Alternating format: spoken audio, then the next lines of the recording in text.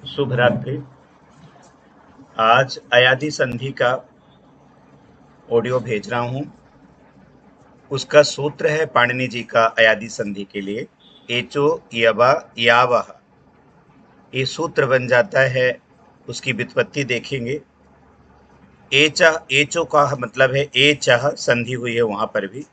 एचह माने echo, H को, और एच कहने से हम चार स्वर को समझते हैं, ए आई ओ औ।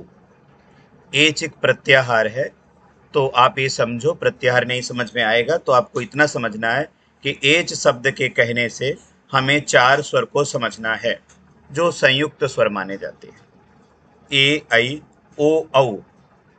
और ये जो आदेश होते हैं एच को, एच मीन्स ए आई ओ औ को, वो इस तरह से हैं। अय तो या इनकम्प्लीट था, वो अवग्रह है, जो इंग्लिश का यस जैसे देख रहे हैं उसे हम अवग्रह कहते हैं, वो भी एक संधि का प्रकार है। वो पूर्व रूप संधि में आप समझेंगे। तो एच मतलब ए आई ओ औ, ये जो चार स्वर हैं इनको क्रमशः ए को अय, तो अय का या जो है इनकम्प्लीट है, नीचे आप देख सकेंगे। और फिर है अव, फिर है आय, फिर है आव। तो इनको ज्वाइंट किया, इस क्रम में है, ऊपर नीचे हम अलग क्रम रखे हैं। अय, अव, आय, आव, इस क्रम में है। मैंने स्वर की क्रम में रख दिया कि ए को अय, आई को आय, ओ को अव, औ को आव, लेकिन जो सूत्र में है वो ये क्रम है, अय, अव, आय और आव। तो जो एच चार हैं, ए आई ओ औ, उन्हें क्रमशः ए के जगह पर अय, आई के जगह पर आय, दो मात्रा वाला दीर्घ आ, और ओ के जगह पर अव, और औ को आव हो जाता है। तो इसका रूल है कि पूर्व पद, पहला जो शब्द है उसके इंड में, पहले शब्द के इंड में ए अथवा आई दो मात्रा, ओ अथवा औ हो तो ए को अय, आई को आय और ओ को अव और औ को आव होता है।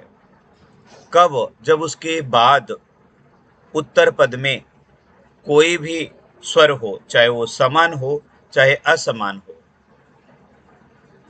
पूर्व पद के इंड में ये चार स्वर आने चाहिए, ए आई ओ औ।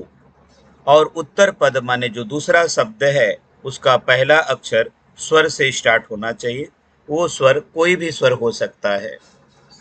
तो इस तरह से ने प्लस अनम आप देख रहे हैं। तो ने में जो एक ही मात्रा है उसे आप अय कर देते हैं, तो ना आपका इनकम्प्लीट हो जाता है।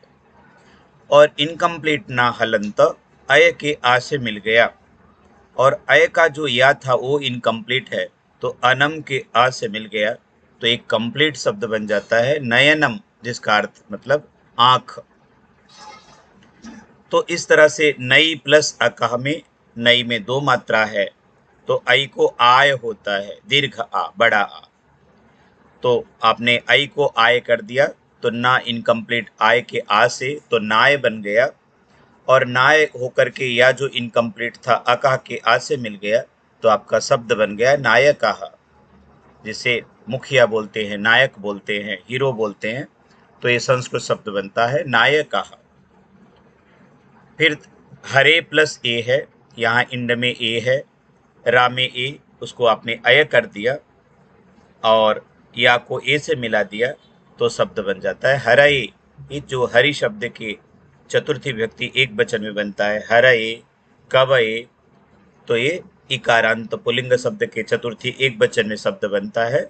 तो हरे प्लस एका हरये, पौ प्लस अकहा, तो औ में दो मात्रा है तो औ को हो जाएगा आव, तो पा इनकम्प्लीट आ से, वह जो है अकह के आ से, तो पाव कहा मीन्स अग्नि। भो प्लस अनम में ओ को अव कर दिया आपने, तो भवनम।